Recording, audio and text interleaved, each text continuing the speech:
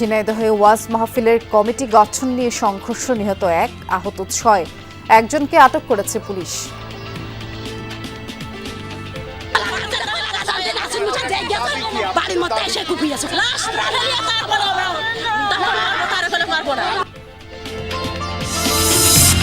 Operation devil হান্টের তৃতীয় দিনে সারা দেশে 1.5 শতাধিক আটক। গাজীপুরে 3 দিনে গ্রেফতার 263 জন।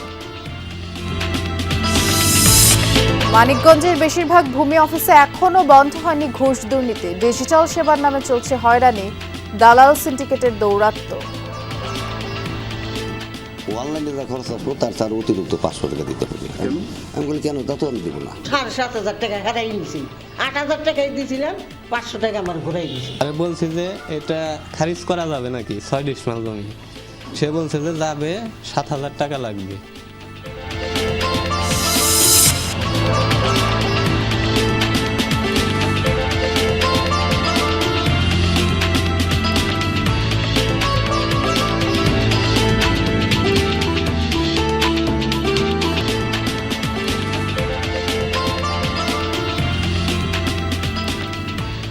শুভেচ্ছা। সংবাদ শেয়ারে আমন্ত্রণ জানাচ্ছি সবাইকে। নুসরাত বৃষ্টির সাথে আছি।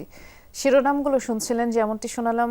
প্রথম শিরোনামে ঝিনাইদহের হরিণাকুণ্ডুতে ওয়াজ মাহফিলের কমিটি গঠনকে কেন্দ্র করে দুপক্ষের সংঘর্ষে 1 জন নিহত হয়েছেন, 6 জন আহত হয়েছেন। সকালে হাকিমপুর গ্রামের এই ঘটনা। পুলিশ জানায় আগামী 27 ফেব্রুয়ারি হাকিমপুর গ্রামে ওয়াজ মাহফিল আয়োজন করার উদ্যোগ নেয় স্থানীয়রা। এই মাহফিল আয়োজনের কমিটি গঠন নিয়ে বাধে বিরোধ। এরই জেরে সকালে হোসেন গ্রুপের সমর্থক মোশাররফ হোসেনকে এলোপাতাড়ি কোপায় হানিফ মণ্ডল গ্রুপের লোকজন। ঘটনাস্থলেই এতে মোশাররফ মারা যান। হামলার খবর ছড়িয়ে পড়লে দুপক্ষ সংঘর্ষে জড়ায়, 6 জন আহত হন। এই ঘটনায় 1 জনকে আটক করেছে পুলিশ। স্থানীয়রা জানায় মূলত মাহফিলে ক্যাশিয়ারের পদ নিয়ে 2 গ্রুপের দ্বন্দ্ব হয় এবং তারা সবাই বিএনপির সমর্থক। আমরা এ বিষয়ে আরো বিস্তারিত জানবো। আমাদের সহকর্মী আহমেদ নাসিম আনসারি ঝিনাইদহে অপেক্ষা করছেন। আহত যারা আছেন আনসারি, তাদের কি অবস্থা একটু জানাবেন? জড়িতদের ধরার বিষয়ে পুলিশ কি তথ্য দিয়েছে?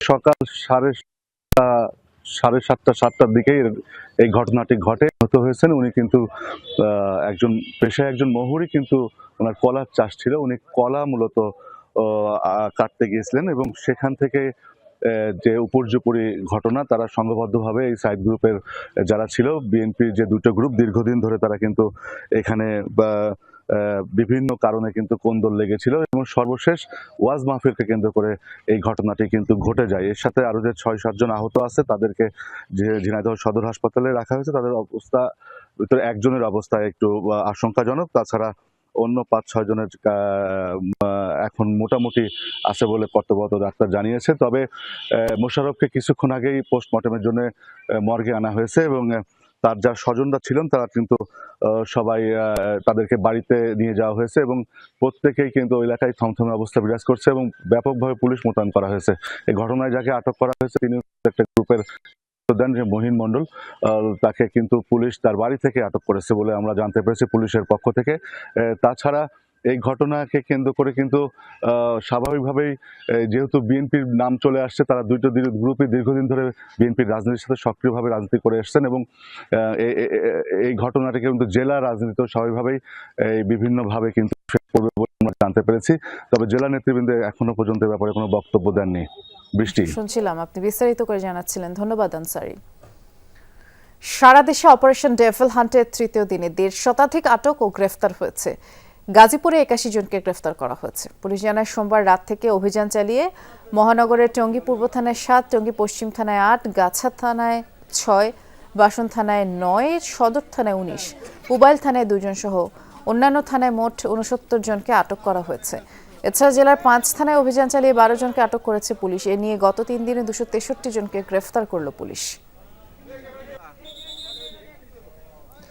এছাড়াও রংপুরে গ্রেফতার করা হয়েছে 21 জনকে। পুলিশ জানায় রংপুর মহানগরীতে 3 এবং বিভাগের 8 জেলা থেকে 18 জনকে গ্রেফতার করেছে যৌথ বাহিনীর মধ্যে কুড়িগ্রামে 6, দিনাজপুরে 3, ঠাকুরগাঁয়ে 6, রংপুরে 2, লালমনিরহাট থেকে 1 জনকে গ্রেফতার করা হয়েছে। সোমবার সকাল 6টা থেকে অভিযান চালিয়ে আজ সকাল 6টা পর্যন্ত তাদের গ্রেফতার করা হয়। পাবনায় 15, নরসিংদীতে 18, পটুয়াখালীতে 11, চুয়াডাঙ্গায় 9, সুনামগঞ্জেও 7 জনকে গ্রেফতার করা হয়েছে। এখনো পুরনো চেহারায় রয়েছে মানিকগঞ্জের বেশিরভাগ ভূমি অফিস। কর্মকর্তা কর্মচারীদের ঘুষ দুর্নীতি বন্ধ হয়নি। ডিজিটাল সেবার ফাঁকফোকরে নামজারি ও খাজনা সহ বিভিন্ন কাজে অতিরিক্ত টাকা নেওয়া হচ্ছে। আর চাহিদা অনুযায়ী টাকা না দিলেই নানান মারপ্যাচে ফেলে হয়রানি করা হয় সেবাগ্রহীতাদের। আছে দালাল সিন্ডিকেটও। আমার এই কাগজপত্র কেন আপনি 500 টাকা আমার কাছে অতিরিক্ত চাইলেন? ভূমি অফিসে জমির খাজনা দিতে এসেছেন কৃষক আব্দুর রাজ্জাক। তার অভিযোগ, মানিকগঞ্জের সিংজুরি ইউনিয়ন ভূমি কর্মকর্তা সরকারি খরচের বাইরে তার কাছে দাবি করেছেন অতিরিক্ত টাকা। একই অভিযোগ মিলন মিয়ারও। জমির নামজারিতে যেখানে 1100 টাকা খরচ হওয়ার কথা, সেখানে তার কাছে চাওয়া হয়েছে 7000 টাকা। না দেয়ায় করা হচ্ছে হয়রানি। আর তাই যমুনার ক্যামেরার সামনেই তোপের মুখে ভূমি কর্মকর্তা। অনলাইনে যা খরচ আসবো তার অতিরিক্ত 500 টাকা দিতে হবে। আমি বলি কেন, তা তো আমি দেবো না। বলে যে বাইরের একটা মানুষ দেবে কাজ করে, অর্থাৎ আসলে সেটা আপনার ব্যাপার। তারে বলছি যে এটা খারিজ করা যাবে নাকি 6 ডিসমাল জমি। সে বলছে যে যাবে, 7000 টাকা লাগবে। তারপরে সার্ভার সমস্যা দেখে এ পর্যন্ত আমি আর আসি নাই। তারে মাঝে মধ্যে ফোন দিয়েছি যে সার্ভার ঠিক হয়েছে নাকি। অন্য কোথাও যদি কোনো খরচপাতি হয়ে থেকে আলাম দালালের ফলে সেটা তো আমি জানি না, আমি রিস্ক নেব না। আমার কাছে হার্ড কপি আসলে আমি যাচাই বাছাই করে মিল থাকলে, সরকারি কোনো স্বার্থে বিঘ্ন না ঘটলে, কোনো সমস্যা না থাকলে পজিটিভ দিয়ে দিই, প্রস্তাব দিয়ে দিই। সিংগাইর উপজেলার বাইরা ইউনিয়ন ভূমি অফিসের বিরুদ্ধেও একই রকম অভিযোগ বৃদ্ধা দেলারা বেগমের। জমির নামজারিতে তাকে গুনতে হয়েছে 7500 টাকা। তাকে সঙ্গে নিয়েই আমরা মুখোমুখি ভূমি কর্মকর্তার। অফিস স্টাফ কেউ জড়িত নয় এর সাথে। আমার পুরাপুরি অর্ডার হচ্ছে কি, যে আবেদনগুলো দিবে, এখান থেকে আমরা করে দিব, কি বলে, এখান থেকে আমরা প্রতিবেদন পাঠাই দিব। ইভেন কি আমরা সবাইকে বলি যে আমরা প্রতিবেদন পাঠাই দিব, আপনারা ওখান থেকে আপনারা করে নেবেন। 7,500 টাকা হারাই নিছি। 8,000 টাকাই দিয়েছিলাম, 500 টাকা আমার ঘুরাই দিয়েছি। জেলার বেশিরভাগ ভূমি অফিসের চিত্রই এমন। ভূমি সেবায় ডিজিটাল সিস্টেম চালু হলেও অফিসগুলোতেই ধর্ণা দিতে হয় সেবাগ্রহীতাদের। কর্মকর্তা কর্মচারীদের সহযোগিতা ছাড়া করা যায় না কিছুই। আর এই সুযোগই কাজে লাগাচ্ছে অসাধুরা। কমপক্ষে 2-3 কোটি টাকা নিয়ে গেছে এই 2 নম্বরই করে। এই আপনার আপনার অনলাইনে আপনার খারিজ দেখা গেছে, খারিজের আপনার এখান থেকে পাঠায় আপনার কাগজপত্র, সে কাগজপত্র আপনার ওই ইউনিয়ন পরিষদে যাওয়ার পর, ভূমি অফিসে যাওয়ার পর উনি এটা তদন্ত করে, টাকা খেয়ে উনি ইচ্ছা মতন এই রিপোর্ট দেয়। টাকা ছাড়া কিচ্ছুই পাওয়া যায় না। টাকা ছাড়া তো একটা লোকের কথাই বলবো না, মানে টাকা ছাড়া বইব মানে একটা কাগজের লিগে 7 দিন করবেন, তাও কাগজটা পাইবেন না। আপনি এসে দীর্ঘদিন আজকে না কালকে, আজকে না কালকে, এই নেই যে এই সেই নিয়ে নানান পদের বিধি গেছে এদের কাছে গেলে। ইউনিয়ন থেকে উপজেলা ভূমি অফিস সবখানেই অনিয়ম দুর্নীতির চিত্র যেন আগের মতোই। জেলা প্রশাসক বলছেন, সুনির্দিষ্ট অভিযোগের ভিত্তিতেই নেওয়া হবে ব্যবস্থা। আমাদের কাছে লিখিত অভিযোগ পাওয়ার সাথে সাথে আমরা তদন্ত করে আইনানুগ ব্যবস্থা গ্রহণ করি। আমরা দেখা যায় যে কারো বিরুদ্ধে অভিযোগ থাকলে সেটা প্রমাণিত না হইলেও তাকে ওই স্থানে রাখি না, আমরা বদলি করে অন্যত্র দেই, যাতে তার মাধ্যমে অন্য কোনো কিছু ঘটার সম্ভাবনা না থাকে। দীর্ঘদিন ধরে চলে আসা ভূমি অফিসের অনিয়ম দুর্নীতি থেকে মুক্তি চান সেবাগ্রহীতারা। BM Khorshed, Jamuna news, Manikganj.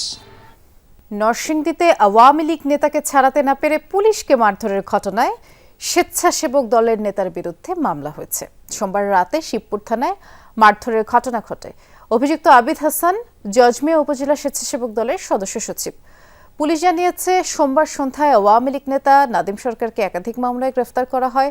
খবর পেয়ে রাত 10টার দিকে তাকে ছাড়িয়ে আনতে দলবল নিয়ে থানায় যান জজ মিয়া এবং তাকে বাধা দিলে কর্তব্যরত পুলিশ সদস্য সবুজ মিয়াকে মারধর করেন জজ। এই ঘটনার পরে পুলিশ তাকে আটক করে বাদী হয়ে তার বিরুদ্ধে মামলা করে পুলিশ সদস্য সবুজ।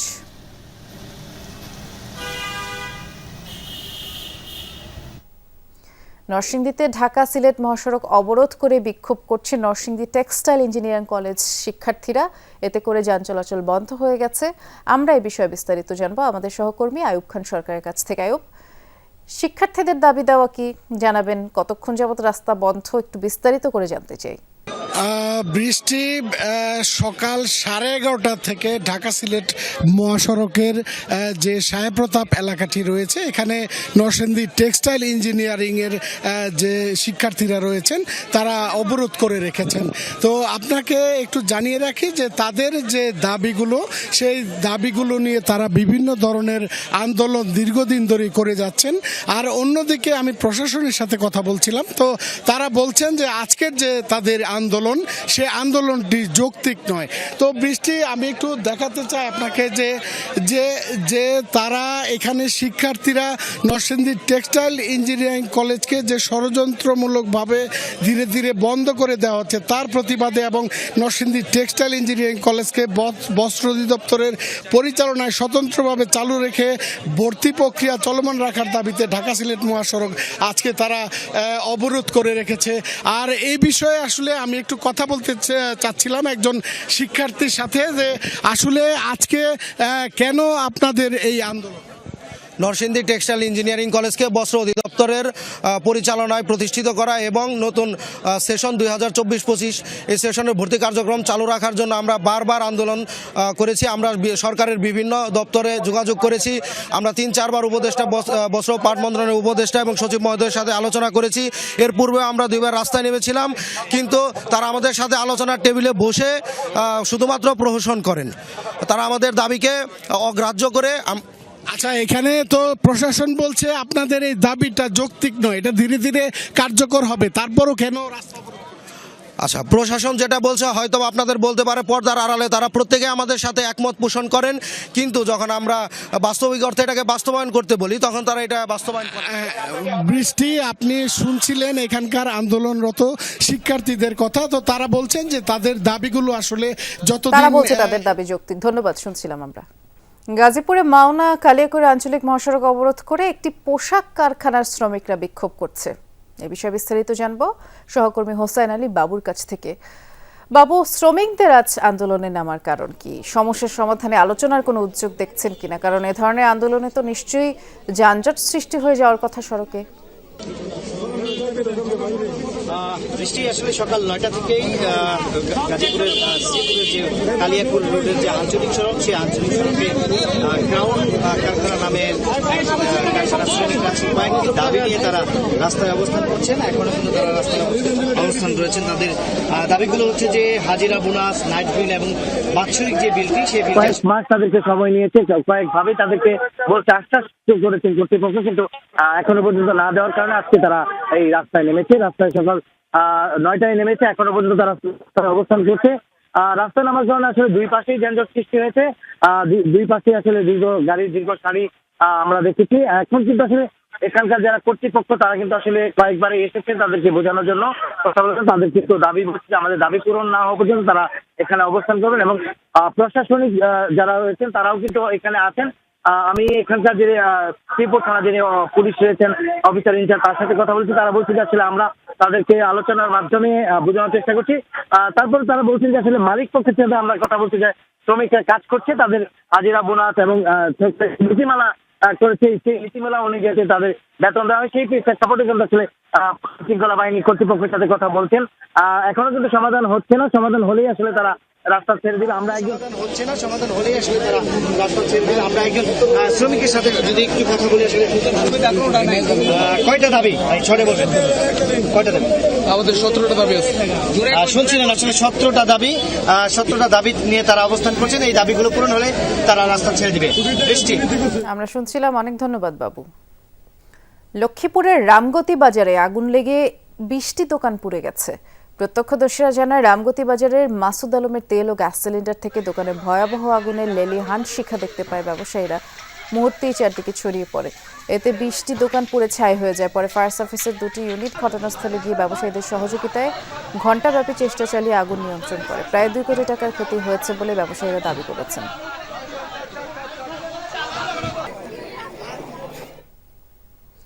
সামনে আসছে বসন্ত বরণ, বিশ্ব ভালোবাসা দিবস ও আন্তর্জাতিক মাতৃভাষা দিবস। আসন্ন দিবসগুলোকে সামনে রেখে ফুল পরিচর্যায় চরম ব্যস্ত ঝিনাইদহের চাষিরা। ফুলের উৎপাদন ভালো হলেও ওই সময় ফুলের চাহিদা ও দাম নিয়ে শঙ্কিত কৃষকরা। সুবাসের রাজ্যে রক্তিম শাসন, অসংখ্য গোলাপের ঘন সান্নিধ্যে প্রকৃতির নয়নাভিরাম ক্যানভাস। শুধু গোলাপই নয়, ঝিনাইদহের ৬ উপজেলার ৪টিতে গাঁদা, জারবেরা, টিউলিপ, রজনীগন্ধা সহ হরেক জাতের ফুলের চাষ হচ্ছে প্রায় ৩ দশক ধরে।